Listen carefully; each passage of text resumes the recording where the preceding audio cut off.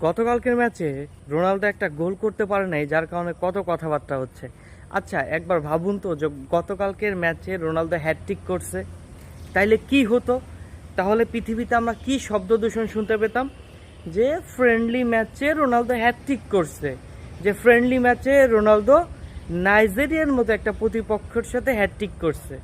তো এটা তো আর নতুন না, রোনালদোর ক্যারিয়ারের সেই শুরু থেকে, এমনকি রোনালদোর এই 41 বছর বয়স পর্যন্তও রোনালদোর একটা ম্যাচ খারাপ খেললে বা একটা ম্যাচের পারফরমেন্স খারাপ খেললে রোনালদোকে নিয়ে প্রচুর কথাবার্তা হয়। আর রোনালদো যদি হ্যাটট্রিক করতো তাহলে ওই যে কথাবার্তা হতো যে রোনালদো প্রস্তুতি ম্যাচে হ্যাটট্রিক করে ফেলছে।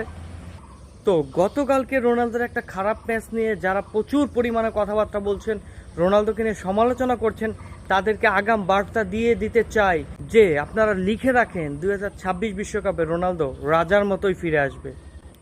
রোনালদো রাজার মতোই ফিরে এসে সব কিছু জয় করে নেবে। এই পৃথিবীতে একটা কথা প্রচলিত আছে, সেই কথাটি হচ্ছে এই পৃথিবীতে শুধুমাত্র একজন মাত্র ফুটবলার রোনালদোর থেকে ভয়ঙ্কর। সেই ফুটবলার কে?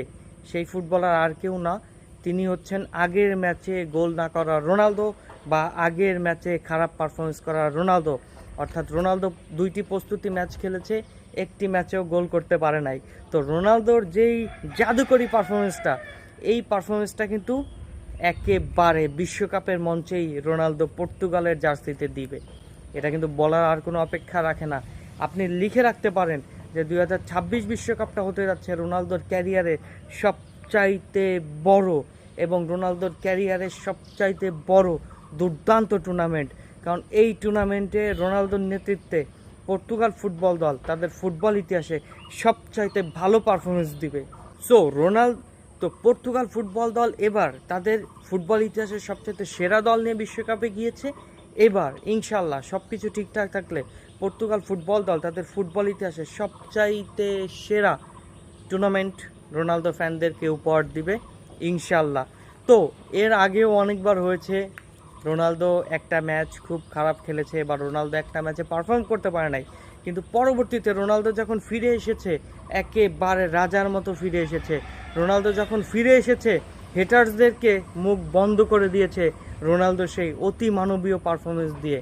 মানে রোনালদোকে একবার হয়তো বা আপনি থামিয়ে দিতে পারবেন, কিন্তু এই রোনালদো বারবার ফিরে আসবে এবং বারবার ফিরে এসে সব কিছু জয় করে নেবে।